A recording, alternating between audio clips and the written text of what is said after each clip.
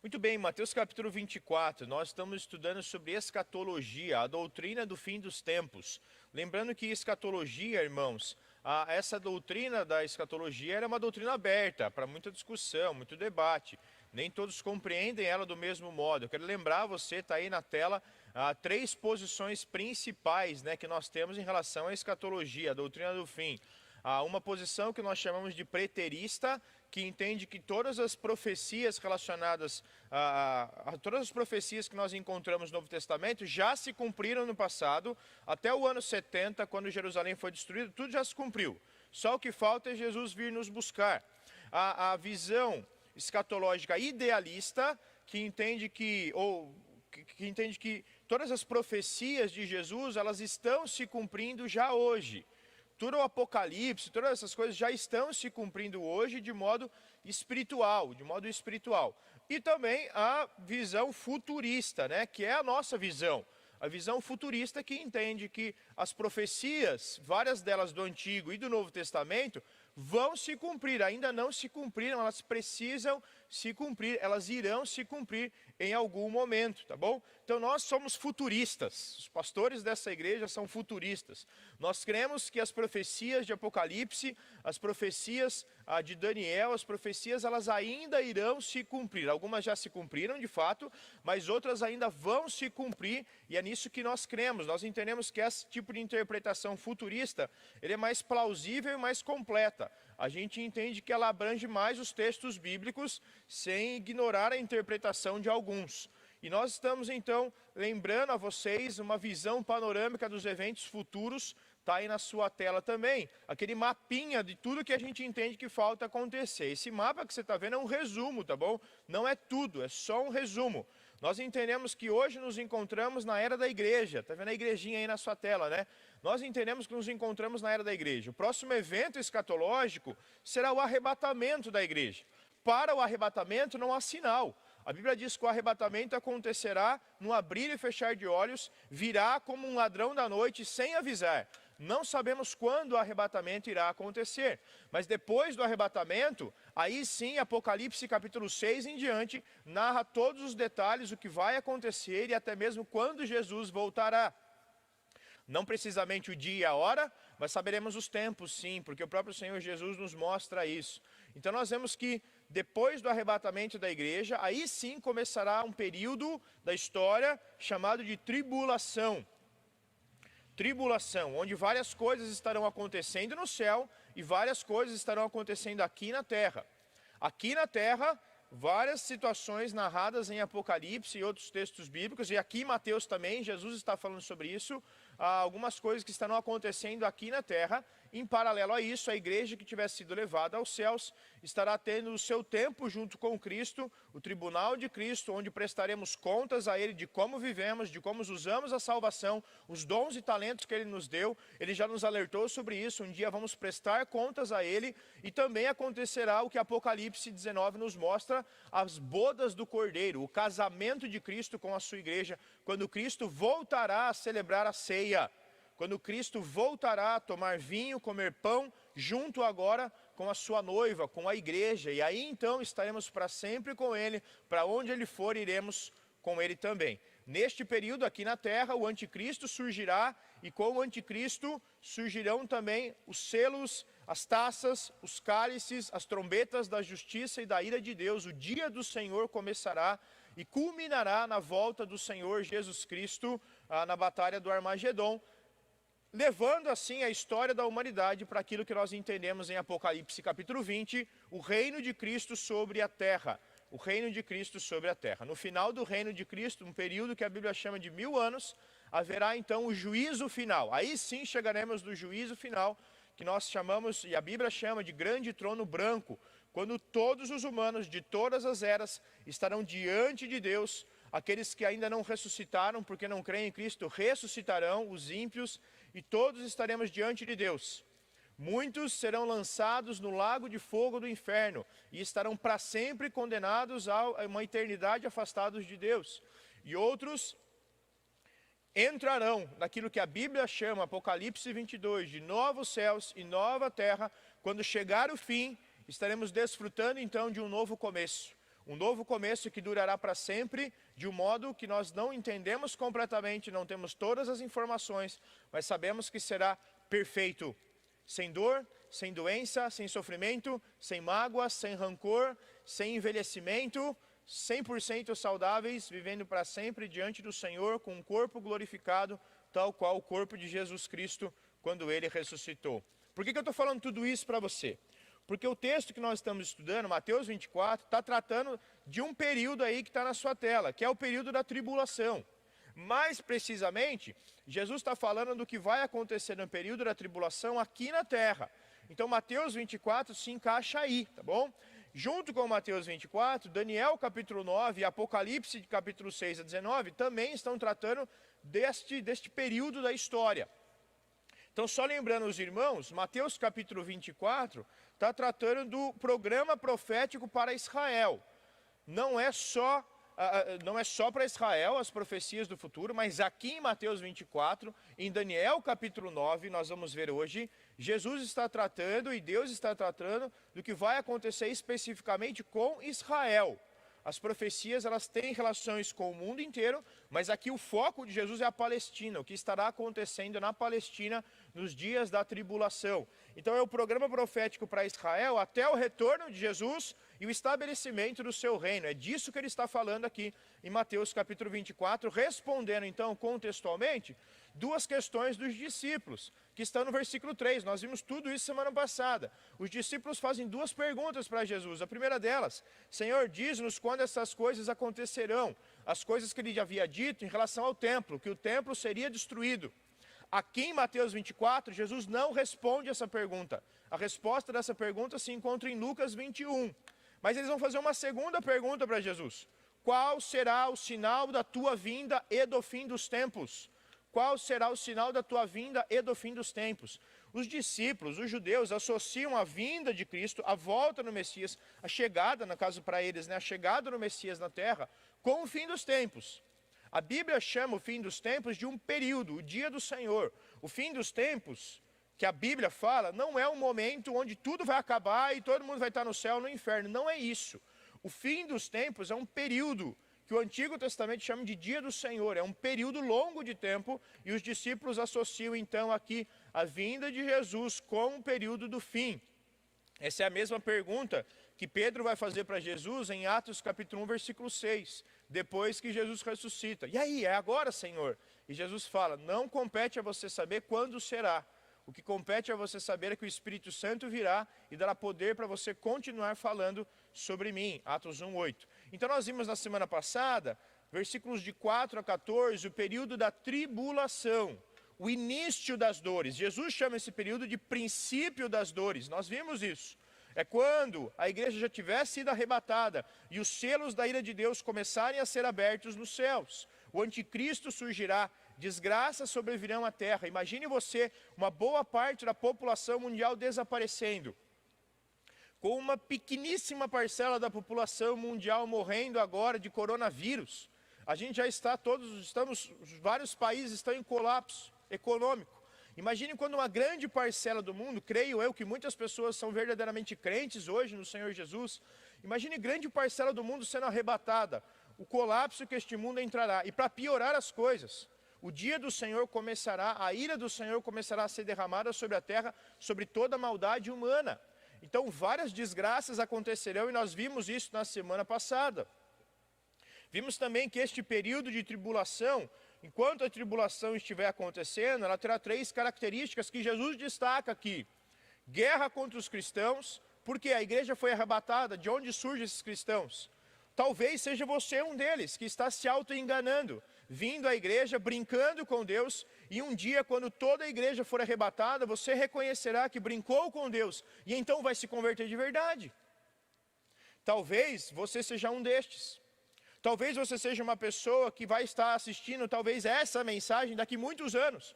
Quando o mundo entrar em colapso, pessoas desaparecerem, você for procurar no Google o que aconteceu com as pessoas, abdução em massa, extraterrestres, e você encontrar a resposta nas escrituras, arrebatamento. E você entenderá que Deus está julgando o mundo, mas os salvos de Deus não passariam pela ira, pelo dia da tribulação. É isso que as escrituras nos prometem.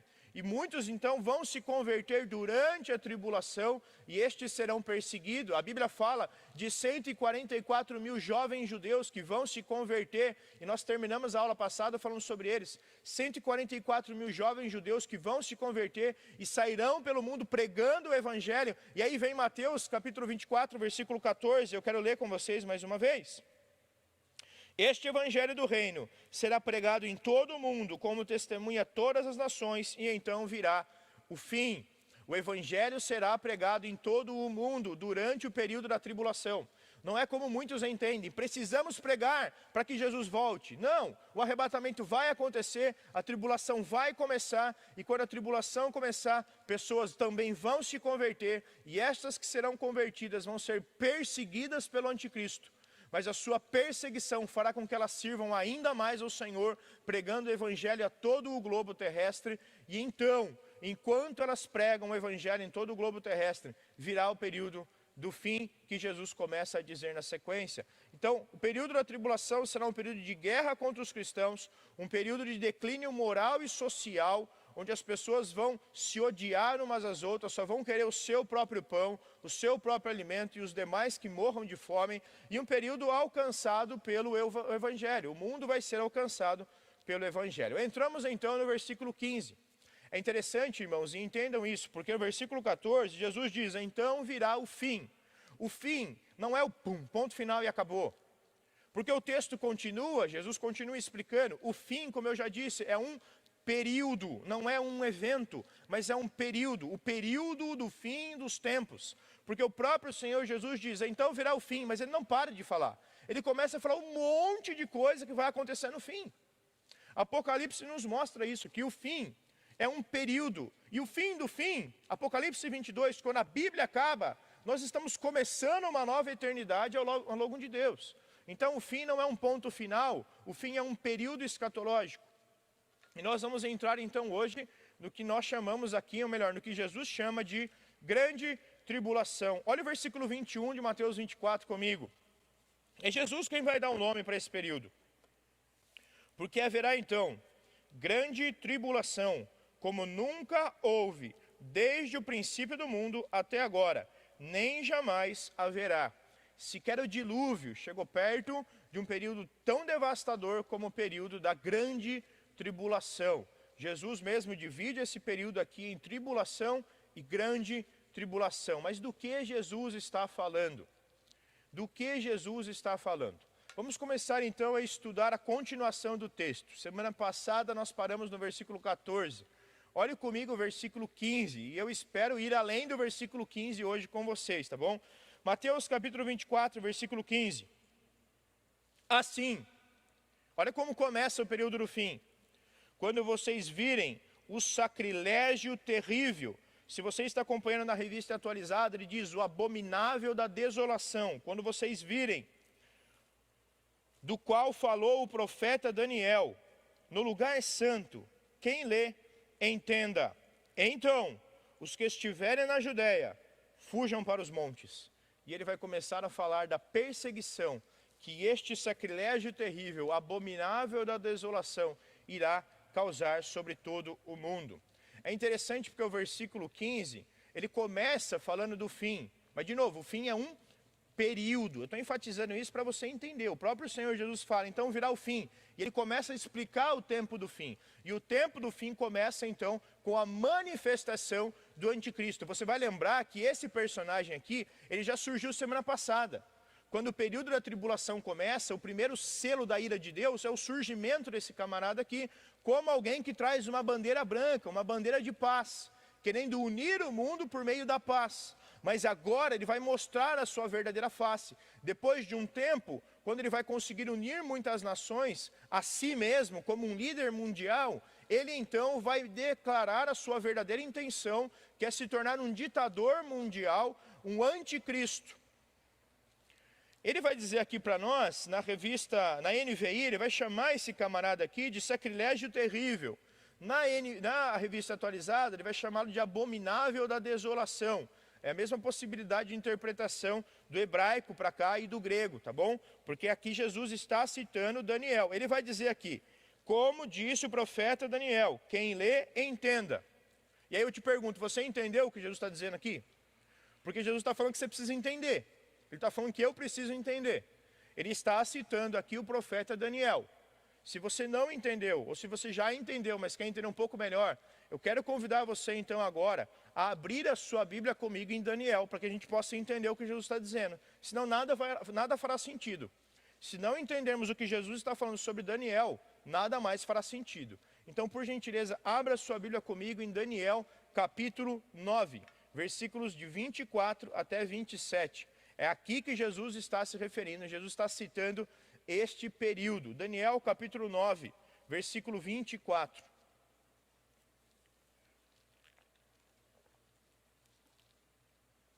Daniel 9, 24 diz assim: 70 semanas estão decretadas para o seu povo e a sua santa cidade, para acabar com a transgressão, para dar fim ao pecado, para expiar as culpas, para trazer justiça eterna, para cumprir a visão e a profecia e para ungir o Santíssimo. Versículo 25. Saiba e entenda que a partir da promulgação do decreto que manda restaurar e reconstruir Jerusalém, até o ungido, o líder, até que ele venha, haverá 7 semanas e 62 semanas, ou seja, 69 semanas. Ela será reconstruída com ruas e muros, mas em tempos difíceis. Depois, versículo 26, depois das 62 semanas, o ungido será morto e já não haverá lugar para ele. A cidade e o lugar santo serão destruídos pelo povo do governante que virá. O fim virá como uma inundação. Guerras continuarão até o fim e desolações foram decretadas. E versículo 27, que é o versículo que Jesus está citando. Com muitos ele fará uma aliança. Ele quem? O príncipe de um povo que há de vir, que vai destruir a cidade de Jerusalém. Com muitos ele fará uma aliança que durará uma semana. Aqui então a última semana. Ele já havia falado de 69 semanas, agora ele vem para a última semana. No meio da semana, ele dará fim ao sacrifício e à oferta. E numa ala do templo será colocado o sacrilégio terrível. É a mesma expressão usada por Jesus. Até que chegue sobre ele o fim que lhe está decretado. Versículo 24 começa dizendo 70 semanas. É isso que está escrito na sua Bíblia. Mas não foi isso que Daniel disse. Daniel literalmente disse 70 setes. 70 setes estão decretados sobre o teu povo, sobre o povo de Israel. Literalmente, isso aqui pode ser uma designação para dias, mas pode ser uma designação para outra coisa. 70 ciclos de 7. Agora, na Bíblia, 7 é associado a semana. Então, não tem problema nenhum você interpretar como 70 semanas. Agora, aqui, meus irmãos, não cabem 70 semanas literais de dias normais. Porque se fossem 70 semanas literais, em primeiro lugar, 70 vezes 7 são 490 dias. Em 490 dias, o decreto para eles voltarem para Jerusalém não havia sido promulgado. Em 490 dias, a cidade não havia sido reconstruída. Em 490 dias, o Messias não havia chegado ainda. Então ele não está falando aqui de semanas de dias. Ele está falando aqui de 70 ciclos de 7, que não são dias, são outra coisa. Agora, eu e você não estamos acostumados a isso. Mas Israel estava acostumada ao conceito de semanas de anos, onde cada dia da semana representa não um dia literal, mas um ano. De onde eu estou tirando isso? Da minha cabeça? Não, da Bíblia. Porque você sabe muito bem que para o judeu haviam 2 tipos de semanas. A semana literal, de 7 dias, e a semana sabática, a semana anual, onde a cada 7 anos, no 7º ano, várias coisas aconteciam entre o povo de Israel. Levítico, capítulo 25 e Deuteronômio, capítulo 15, nos falam sobre isso. A cada 7 anos, o escravo era libertado. A cada 7 anos, a terra era devolvida aos seus donos. A cada 7 anos, várias coisas aconteciam. A plantação deveria cessar por um tempo, para que a terra descansasse. Então, o judeu estava acostumado a 2 tipos de semana. A semana literal, de cada mês, mas a semana sabática, a semana anual, onde cada dia da semana representa, na verdade, um ano literal. Então, entenda-se aqui em Daniel capítulo 9, que ele não está falando de semanas de dias, mas semanas de anos. Lembre também que Daniel estava preso na Babilônia. E lá na Babilônia, Deus já havia declarado para eles quantos anos eles ficariam. 70 anos. Esse foi o período, o tempo que durou o cativeiro na Babilônia, 70 anos. Daniel está tendo uma visão profética aqui então, que o porvir demoraria 7 vezes mais o cativeiro da Babilônia. O cativeiro da Babilônia 70 anos, 7 vezes mais. É o tempo que vai demorar para que o Senhor cumpra tudo que Ele tem para cumprir sobre Israel. Então nós não estamos aqui falando de dias, mas estamos falando de anos. E como eu posso provar isso para você com o último argumento do próprio Daniel? O próprio Daniel aqui faz questão de ressaltar que Daniel 9, 24 em diante não está falando de dias normais, está falando de anos proféticos. Como que a gente sabe isso? Porque no capítulo 10, ele vai mostrar para a gente isso. Então ele está falando aqui de 70 períodos de 7. Podem ser 7 semanas literais, 490 dias? Não cabe. Pode ser 7 semanas de anos sabáticos? Pode, cabe. 490 anos cabe. E a gente vai ver como. Agora é interessante, porque Daniel capítulo 10, versículo 3, o próprio Daniel vai fazer questão de destacar para a gente isso. Uma diferença entre semanas de anos e semanas de dias. Olha comigo aí na sua tela. Manjar desejável não comi. Isso aqui é a continuação. Depois que ele acaba essa profecia do capítulo 9, versículo 27, ele vai começar agora a contar uma outra história. E ele faz questão de destacar uma coisa, logo no início dessa história. Manjar desejável não comi, nem carne, nem vinho entraram na minha boca, nem me ungi com óleo algum, até que passaram as 3 semanas literais. Sabe o que ele disse aqui literalmente? As 3 semanas de dias. Por que Daniel vai fazer questão aqui agora de falar 3 semanas de dias? Por que ele só não fala 3 semanas? Porque ele está fazendo uma distinção entre as semanas que ele acabaram de profetizar e as semanas que ele está falando agora. Aquilo de Daniel capítulo 9 não está falando de semanas de dias, está falando de semanas proféticas de anos. Aqui ele está falando de semanas de dias, ele faz questão de destacar isso para nós na continuação do texto. Por isso então, meus irmãos, a visão profética aqui não são 70 semanas de dias, mas 70 semanas de anos. Ele está falando de 490 anos literais. 490 anos literais. O que vai acontecer durante esses 490 anos? Voltando ali para Daniel, né, capítulo 9, versículo 24. Ele está falando no versículo 24, 70 vezes 7 anos, ou seja, 490 anos. No versículo 25 ele vai dizer o quê? Sobre 69 dessas 70 semanas. Ele está falando dos primeiros 483 anos. O que vai acontecer nesses primeiros 483 anos? Primeiro, ele começa com um decreto para o retorno de Jerusalém, para a reconstrução de Jerusalém. Quem que dá esse decreto? Artaxerxes. Alguns anos depois de Daniel profetizar isso, o rei Artaxerxes vai promulgar um decreto, dando inclusive dinheiro para que Neemias voltasse para Jerusalém e começasse a reconstrução da cidade. E quando que vai acabar essas primeiras 69 semanas? Quando o ungido, o Messias viesse, quando o Messias chegasse. Sabe quanto tempo demora, meus irmãos, desde a reconstrução de Jerusalém até a semana da Páscoa, até o dia em que Jesus entra montado num jumentinho, ou melhor, um dia anterior, quando ele é ungido por Maria na casa de Lázaro? Sabe quantos anos demoram? 483 anos. 483 anos. Existem várias contas que nos mostram isso. Eu tenho inclusive lá no canal do YouTube, lá onde eu ensino bastante sobre escatologia, eu faço uma conta junto com vocês, se vocês quiserem ver. 483 anos, desde o decreto até o Jesus ser ungido por Maria, na semana em que ele vai morrer por nós, na semana da Páscoa. 483 anos. Agora é interessante, porque ele vai falar no versículo 26, que antes da última semana, a 70ª semana começar, algumas coisas vão acontecer. Ele disse no versículo 25, então, que o decreto começaria e as 69 semanas durariam, desde o decreto para voltar a reconstruir Jerusalém, até que o ungido chegasse, até que o Messias viesse. Pois bem, versículo 26 dessa profecia, olha o que diz o versículo 26.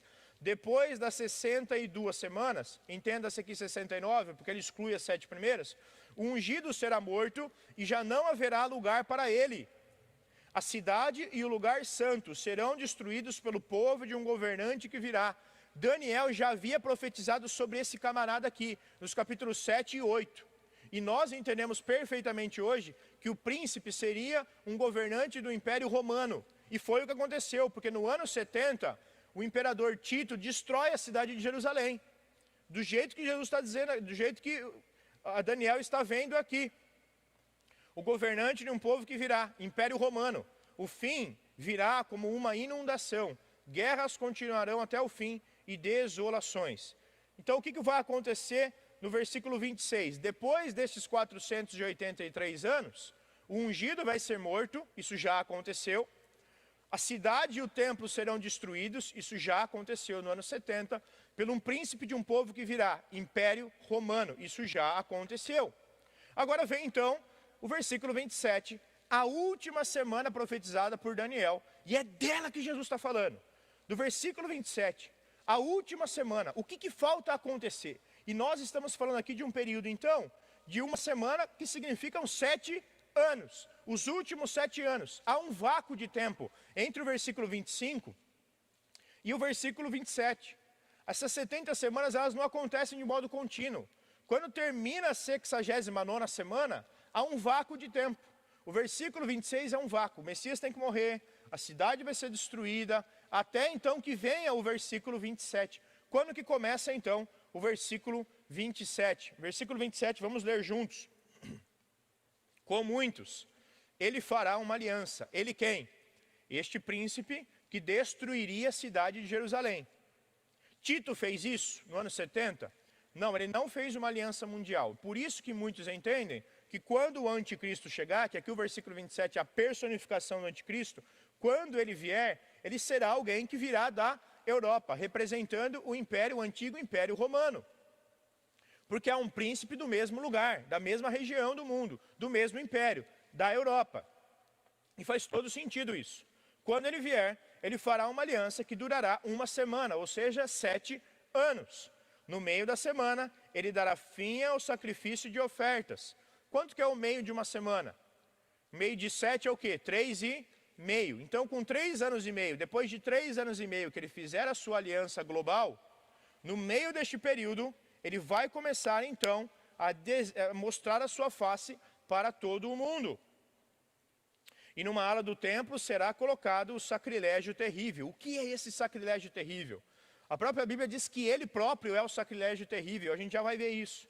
Até que chegue sobre ele o que lhe está decretado. Então o versículo 27, para a gente entender, eu vou desenhar aí para você, tá bom?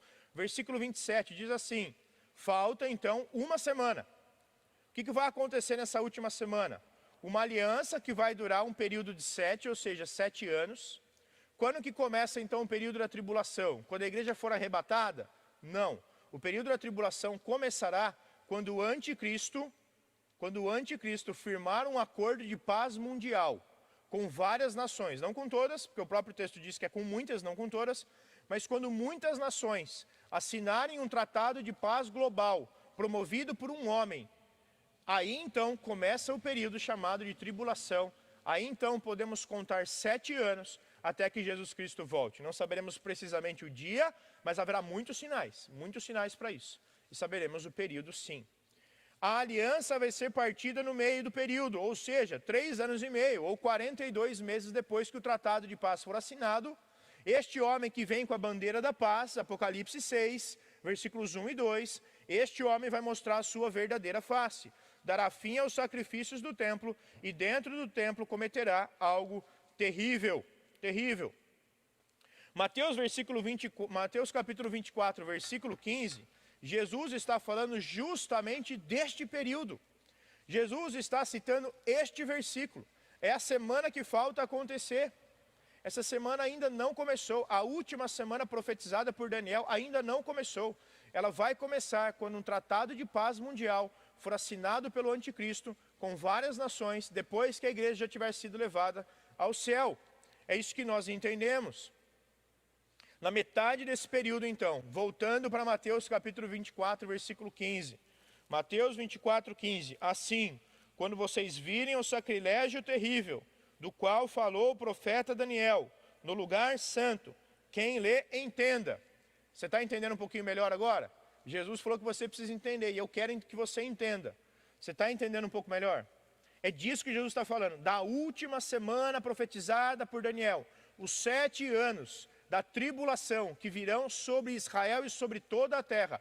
No meio da tribulação, o anticristo vai ser desmascarado, ele vai mostrar a sua verdadeira face para todo o mundo que estiver vivo neste período. Então Jesus está falando aqui sobre o abominável da desolação. É muito interessante, irmãos, porque como nós já vimos em Daniel capítulo 9, versículos 24 a 27, precisamente versículo 26 e 27, esse líder ele vai então fazer um tratado de paz mundial. Agora, é fácil você colocar a Europa em harmonia com a Ásia, é fácil você colocar o Ocidente em harmonia com o Oriente. Tenta fazer isso hoje, todos os presidentes tentam, a ONU tenta, não consegue. O mundo estará em colapso, o mundo será completamente outro. As destruições do período da tribulação já terão começado, mas não vai ser o anticristo que vai promover essas desgraças. É a própria ira de Deus começando a ser derramada por meio do juízo dos selos, que nós vimos semana passada. Este camarada então vai se valer das desgraças que virão sobre o mundo e vai conseguir unir as pessoas. Ele vai ser um grande líder político, vai ser um líder político admirado por todo o mundo, as pessoas vão amá-lo como político. Ele vai então, no metade da semana, se mostrar um traidor. Ele vai fazer com que os judeus olhem para ele e pensem, inclusive, que talvez ele fosse o Messias prometido do Antigo Testamento. Por que os judeus não veem Jesus como um Messias esperado? Porque o Messias, quando profetizado pelos profetas, ele teria 2 faces. Uma de servo sofredor, que tiraria o pecado do mundo, mas a outra de um governante político e militar que restauraria a paz sobre Israel. Os judeus focaram só nessa visão, de que o Messias vai ser um grande líder político e militar. Mas eles se esqueceram dos detalhes do servo sofredor. Em sua primeira vinda, Jesus fez valer a face do servo sofredor. Ele morreu por nós, pagou o preço dos nossos pecados. Mostrou que a revolução que ele traria não começaria por este mundo, mas viria do céu para este mundo. Mas na sua segunda vinda, ele não virá mais como um cordeiro sofredor. Ele voltará sim, como o leão da tribo de Judá, que vai governar o mundo. Os judeus não entenderam isso, porque eles não creem no Novo Testamento. Nós cremos no Novo Testamento, e nós entendemos assim. Na sua primeira vinda, Jesus veio como servo sofredor. Na sua segunda vinda, ele virá como um leão da tribo de Judá, que vai governar com cetro de ferro, com mão firme, o mundo inteiro, trazendo paz e justiça, mas condenando muitos inimigos de Deus ao inferno. Então, a Bíblia fala desse abominável da desolação, desse sacrilégio terrível. E eu queria ver um pouquinho mais com vocês hoje sobre ele. Quem é este camarada? O que a Bíblia fala sobre ele? É muito interessante porque Marcos capítulo 13, que está citando também aqui esse sermão profético de Jesus, vai usar um pronome masculino para ele. O sacrilégio terrível não é um ato, mas é uma pessoa. Ele é o sacrilégio terrível, ele é o pecado encarnado. Agora é interessante porque Daniel também fala mais sobre ele.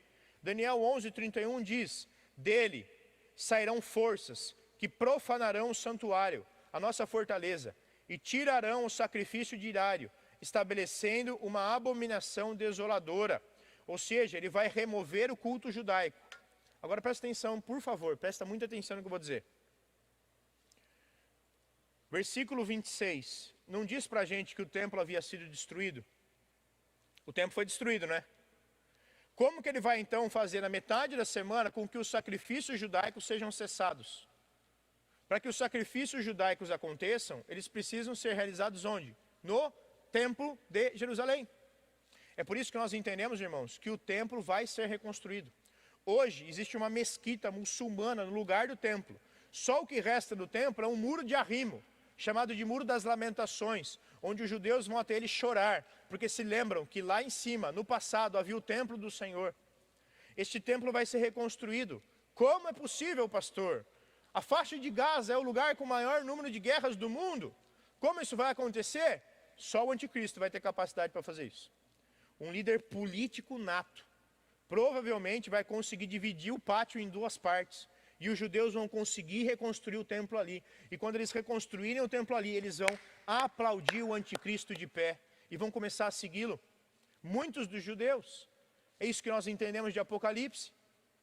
Ele vai fazer cessar a adoração no templo. O templo será reconstruído. Já foi destruído no passado, no ano 70, mas ele vai ser reconstruído. Porque a gente não precisa do templo para adorar, a gente não precisa mesmo, porque nós adoramos em espírito e em verdade. Mas o judeu não adora em espírito e em verdade, o judeu não entendeu nada disso ainda. Deus precisa provar para eles que eles não precisam do templo, e Deus quer fazer isso, Ele quer fazer isso, e Ele vai fazer isso. Daniel capítulo 12, versículo 11, falando ainda do abominável, mostra quanto tempo ele vai realizar o seu trabalho. Depois do tempo em que o sacrifício for tirado e posta a abominação desoladora dentro do templo, haverá ainda 1290 dias. Agora, 1290 dias é 3 anos e meio mais um mês. 3 anos e meio mais um mês. Porque a Bíblia sempre fala que esse período da grande tribulação, quando o anticristo vai invadir o templo de Jerusalém, e a partir do templo de Jerusalém dizer, eu sou Deus, me adorem, que é isso que a gente vai ver que ele vai fazer, o sacrilégio terrível que ele vai cometer é justamente isso. A Bíblia diz que vai durar esse período 3 anos e meio. Nós vemos isso, por exemplo, em Apocalipse. Apocalipse capítulo 11, versículo 2 e 3. Exclua, porém, o pátio exterior, não o meça. Está falando para João, né? Pois ele foi dado aos gentios. Eles pisarão a cidade santa durante 42 meses, 3 anos e meio. Darei poder às minhas 2 testemunhas. Elas profetizarão 1260 dias, 3 anos e meio, vestidas de pano de saco. Eu não vou conseguir entrar aqui nas 2 testemunhas agora. Mas o fato é, quanto tempo vai demorar a desolação? 3 anos e meio. 3 anos e meio. É destes 3 anos e meio que Jesus está falando. Eu não estou querendo ensinar matemática para você aqui. Eu estou querendo que você entenda sobre o que Jesus está falando. Jesus está falando destes 3 últimos anos e meio, que vai durar 30 dias a mais no fim. Esses 30 dias a mais se encaixam perfeitamente com Mateus capítulo 25, que mostra que depois dos 3 anos e meio, no final deles Jesus voltará, dará fim ao inimigo, enviará o anticristo e Satanás ao inferno, e então ele vai restaurar, ele vai começar a restaurar e julgar toda a terra. Todas as pessoas que estiverem vivas, que sobrarem, aquelas que se filiaram ao anticristo e aquelas que não se filiaram ao anticristo, todas elas serão trazidas à presença de Jesus e todas elas prestarão contas da sua vida. Muitas serão neste momento lançadas ao inferno e outras entrarão com ele no seu reino milenar. Mateus capítulo 25 nos mostra isso. Então o tempo que o abominável da desolação vai atuar sobre a terra é 3 anos e meio. 3 anos e meio. Agora, o Novo Testamento também fala muito sobre ele. Por exemplo, 2 Tessalonicenses diz para nós, está aí na sua tela também, versículos 3 e 4 do capítulo 2, 2 Tessalonicenses 2, 3 e 4. Não deixem que ninguém os engane de modo algum. Antes daquele dia virá a apostasia, e então será revelado o homem do pecado. Aqui ele é chamado de homem do pecado, o filho da perdição. Este se opõe e se exalta acima de tudo o que se chama Deus, ou é objeto de adoração. A ponto de, aqui ó, olha o sacrilégio terrível, olha o que ele vai fazer. Jesus revelou isso para Paulo.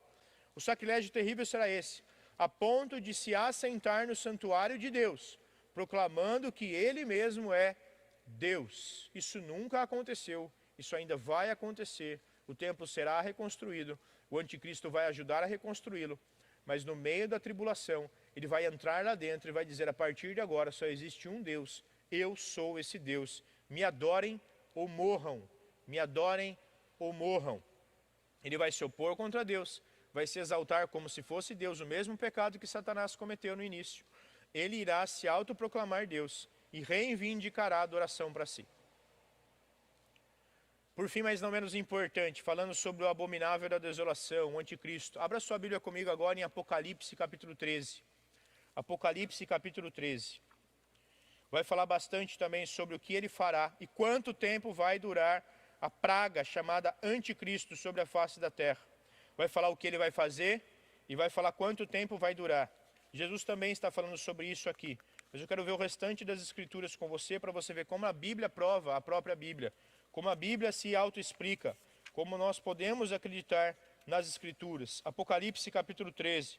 A gente vai ler só dos versículos de 1 a 8, tá bom? Vamos ler juntos. Vi uma besta que saía do mar. Tinha 10 chifres e 7 cabeças, com 10 coroas, uma sobre cada chifre, e em cada cabeça um nome de blasfêmia. Essa besta aqui não é literal, essa besta é o anticristo. ele está surgindo como líder de 10 nações. Cada uma dessas cabeças aqui é o príncipe de um país. Ele vai unir 10 nações e por meio dessas nações ele vai unir outras nações. É disso que ele está falando. Versículo 2. A besta que vi era semelhante a um leopardo, mas tinha pés como os de urso e boca como de leão. Isso aqui também ele está citando a profecia de Daniel, capítulo 7 e 8. Quando ele vai mostrar aqui que este líder aqui, por que ele tem a característica de um leão, de um urso? Por que ele tem essas características? Porque ele é a representação última da humanidade se rebelando contra Deus. Cada um desses animais aqui representa um império do passado, que tentou se rebelar contra Deus. O anticristo vai vir com a característica de todos eles. É a última tentativa humana de dominar o universo, a parte de Deus. É por isso que ele está com essa personificação aqui. Ele não vai ter cabeça de leão, nada disso. Ele está simbolizando aqui impérios passados. É a última tentativa humana de se valer contra Deus. Mas eu também explico tudo isso lá nos videozinhos lá. Bom, o dragão deu à besta o seu poder, o seu trono e grande autoridade. Quem está dando poder aqui para a besta, para o anticristo? O dragão. Apocalipse já disse para nós que o dragão é Satanás. O poder dele vem de Satanás. Continuando o texto. O dragão deu à besta o seu poder, o seu trono e grande autoridade. Tudo que ele tem vem de Satanás. Uma das cabeças da besta parecia ter sofrido um sofrimento mortal, mas o ferimento mortal foi curado. Todo o mundo ficou maravilhado e seguiu a besta. Ele vai realizar grandes milagres, ele vai ressuscitar pessoas. Adoraram o dragão, adoraram Satanás, que tinha dado autoridade à besta. E também adoraram a besta, dizendo: quem é como a besta? Quem pode guerrear contra ela? Ele vai ser adorado como Deus. Ele vai ser adorado como Deus aqui. A besta foi dado uma boca para falar palavras arrogantes e blasfemas. Ele foi dado autoridade para agir durante 42 meses, 3 anos e meio. É o período de atuação do anticristo. Versículo 6. Ela abriu a boca para blasfemar contra Deus, amaldiçoar o seu nome e o seu tabernáculo, os que habitam nos céus. Foi-lhe dado poder para guerrear contra os santos e vencê-los. Foi dado poder para ele destruir os santos de Deus. Deus permite isso acontecer. E vencê-los. Foi-lhe dada autoridade sobre toda a tribo, povo, língua e nação. Todos os habitantes da terra adorarão a besta, a saber, não todos literalmente, ele vai explicar aqui quem são os todos. Todos aqueles que não tiveram seus nomes escritos no livro da vida do Cordeiro, que foi morto desde a criação do mundo. Apocalipse 13, então, vai falar várias coisas sobre o anticristo para nós. Vai falar que ele vai receber poder e autoridade de Satanás. Vai falar que ele vai realizar milagres incríveis, ressuscitar pessoas. Ele vai ser adorado e vai conduzir a adoração à besta, ao Satanás. Ele vai falar blasfêmias contra Deus. As pessoas vão aplaudir as besteiras que ele vai falar contra Deus. Ele vai dizer que é ridículo pensar sobre Deus, que Deus não existe, que Deus está morto. E muito pior do que todas as blasfêmias que já foram ditas no passado até aqui. Ele vai agir durante 42 meses, 3 anos e meio. Perseguirá e matará os cristãos, aqueles que forem se convertendo durante a tribulação, porque a igreja já vai estar garantida no céu, protegida e segura em Cristo Jesus. Ele vai governar o mundo, sim, na autoridade de Satanás, e ele será adorado pelo mundo inteiro, o mundo inteiro que for contra Deus, que não seguir o cordeiro, que tiver a marca da besta, que ele também vai explicar aqui no texto. Este é o abominável da desolação. O abominável da desolação. Mateus capítulo 24, versículo 15. Vamos voltar para lá, por favor. Mateus capítulo 24, versículo 15. Assim, quando vocês virem o sacrilégio terrível, do qual falou o profeta Daniel, quem lê, entenda. Eu espero que agora você tenha entendido. Espero que você tenha entendido tudo que Jesus está falando aqui. Jesus está citando que no fim, no período do fim, tudo que Daniel profetizou vai acontecer. 7 anos de tribulação sobre a terra. Só que a coisa vai ficar feia de verdade. No meio desse período, quando aquele que antes trazia a bandeira da paz, vai tirar a sua máscara e se mostrar uma besta, um demônio, a personificação do mal, encarnado num ser humano. Ele vai ser um ser humano, ele vai ser um líder político, mas ele vai reivindicar a adoração para si. Ele vai unir várias nações num tratado de paz, que ele mesmo vai quebrar. E quando ele quebrar esse tratado de paz, os judeus vão entender, ele não era o Messias. Ele não era o Messias, o Messias jamais faria isso. Matamos o Messias errado. De fato, aquele que morreu milhares de anos atrás, Jesus, este era o Messias. Eles vão começar a acreditar nas Escrituras. Irmãos, o anticristo virá. O anticristo virá. Jesus está falando que ele virá no lugar do templo, dentro do templo. O templo não existe hoje, o templo será reconstruído. Provavelmente ele mesmo vai ajudar a reconstruir o templo. Ele vai ser um líder político extremamente habilidoso. E por isso ele vai ser adorado por muitos. Por isso ele vai ser adorado por muitos.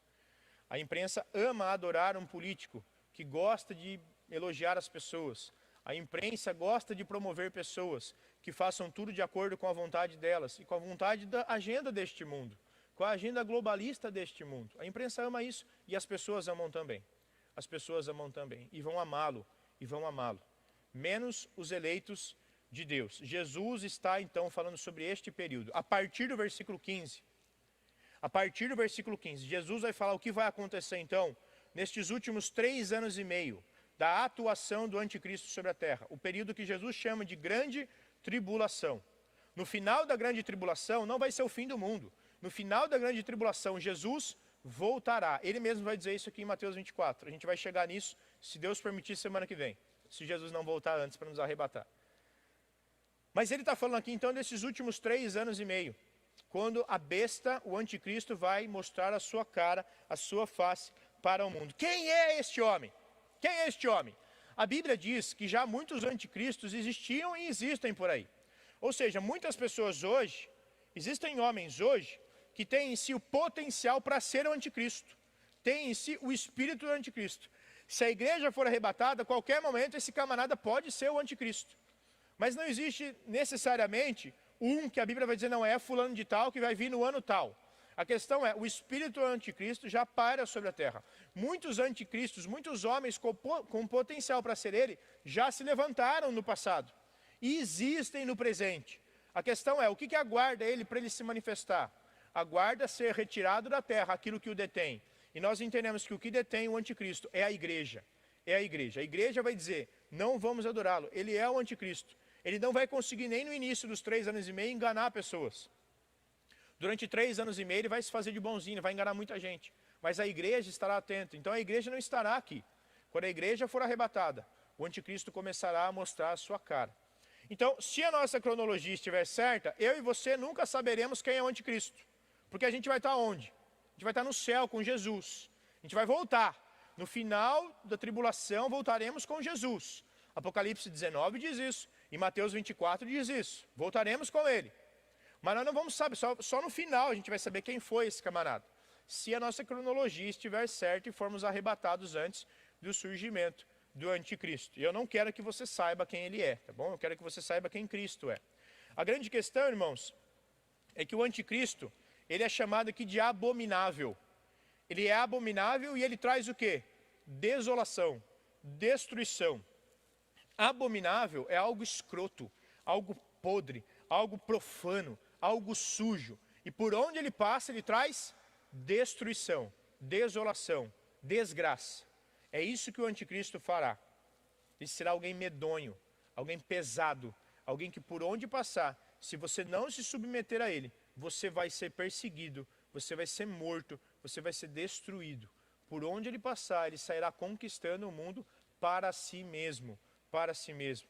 Agora é importante, irmãos, porque a gente pode extrair algumas coisas preciosas do anticristo para hoje. O anticristo não está atuando hoje, o espírito dele está por aí, prestes a usar alguém, se a igreja for arrebatada hoje, mas ele não está manifesto hoje. Agora isso não muda o fato de que nós não podemos aprender algumas lições acerca de e com o anticristo e tudo que ele fará. A Bíblia diz que ele será o abominável da desolação. O abominável que trará destruição. Isso é uma lição importante para mim e para você hoje. Porque tudo que é abominável aos olhos de Deus traz o quê? Destruição, desgraça.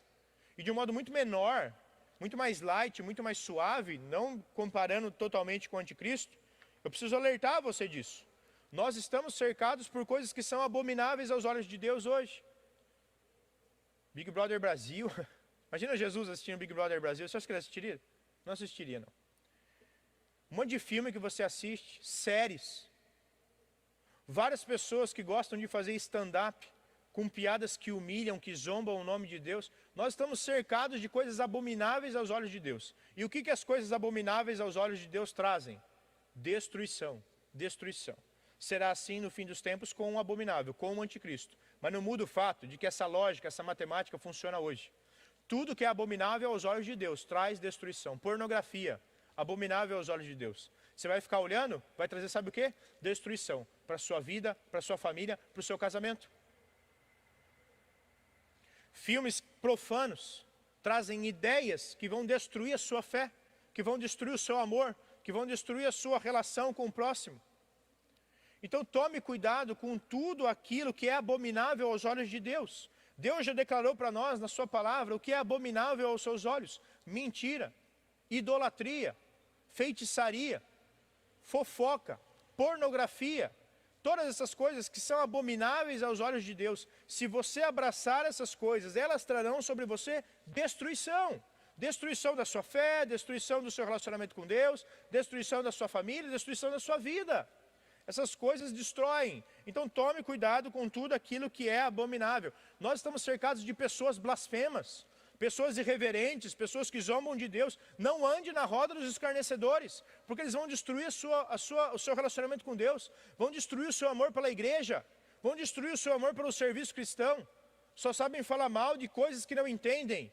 E você, por ser fraco, segue eles e vai ter a sua vida destruída. Então tome cuidado com pessoas abomináveis aos olhos de Deus. Tem pessoas que Deus abomina sim, por aquilo que elas falam, por aquilo que elas pensam, por aquilo que elas fazem. E Deus não quer que você se associe com elas. Deus quer que você pregue para elas, que você fale para elas, mas que você não seja igual a elas, porque do contrário você vai ter a sua família destruída, você vai ter a sua fé destruída. Meus irmãos, este é o abominável da desolação que traz lições para nós hoje. Existem muitas outras coisas aqui. Ele vai, na sequência do texto, falar para nós o que este abominável da desolação vai promover no mundo. O que este desgraçado da desolação vai promover no mundo. Mas a gente vai ter que ver isso semana que vem, porque eu já falei bastante. E a gente vai parar por aqui. Semana que vem nós vamos continuar estudando Mateus 24. Desculpa, porque hoje a gente só ficou no versículo 15. Semana que vem a gente entra no versículo 16 em diante. E nós vamos ver então as características da grande tribulação segundo Jesus Cristo. O que vai acontecer então quando o anticristo mostrar a sua cara e durante esses 3 anos e meio, o que ele vai fazer? O que ele vai fazer? Nós veremos isso na semana que vem. Eu quero orar com você, quero louvar a Deus com você pela ressurreição de Cristo, porque Deus prometeu várias coisas que seriam ilógicas acreditarmos nelas, pareceriam filmes, mas elas aconteceram de modo literal, aconteceram de modo real, e nós podemos crer que as profecias do futuro também acontecerão de modo literal e de modo real, e pela graça de Deus, não passaremos pela tribulação, seremos salvos do dia da ira, do período da ira que sobrevirá sobre o mundo inteiro.